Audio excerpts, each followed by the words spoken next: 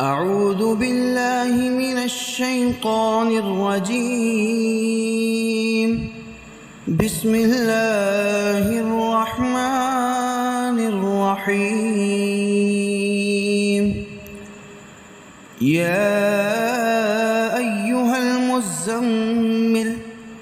قم الليل إلا قليلا نصفه أو انقص منه قليلا أو زد عليه ورتل القرآن ترتيلا إنا سنلقي عليك قولا ثقيلا إن ناشئة الليل هي أشد وطئا وأقوم قيلا إن لك في النهار سبحا طويلا واذكر اسم ربك وتبتل إليه تبتيلا رب المشرق والمغرب لا إله إلا هو فاتخذه وكيلا واصبر على ما يقولون واهجرهم هجرا جميلا وذرني والمكذبين أولي النعمة ومهلهم قليلا إن لدينا أنكالا وجحيما وطعاما ذا غصة وعذابا أليما يوم ترجف الأرض والجبال وكانت الجبال كثيبا مهيلا إنا أرسلنا إليكم رسولا شاهدا عليكم كما أرسلنا إلى فرعون رسولا فعسى فرعون الرسول فأخذناه أخذا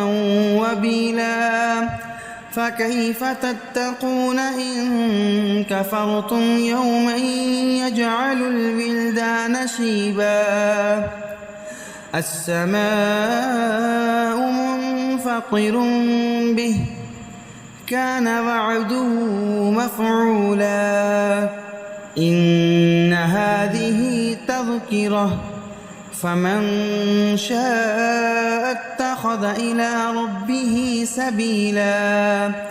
إن ربك يعلم أنك تقوم أدنى من ثلثي الليل ونصفه وثلثه وطائفة من الذين معك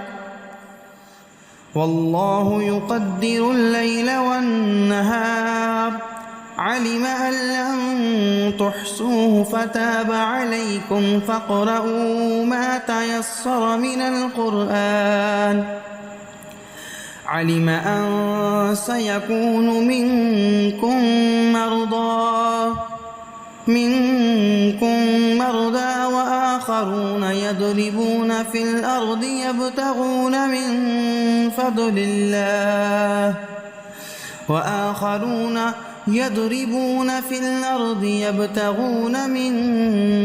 الله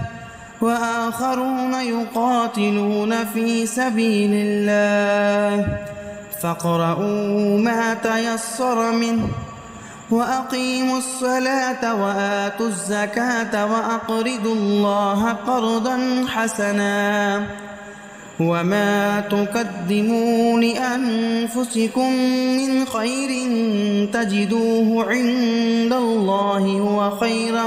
وأعظم أجرا واستغفروا الله إن الله غفور رحيم.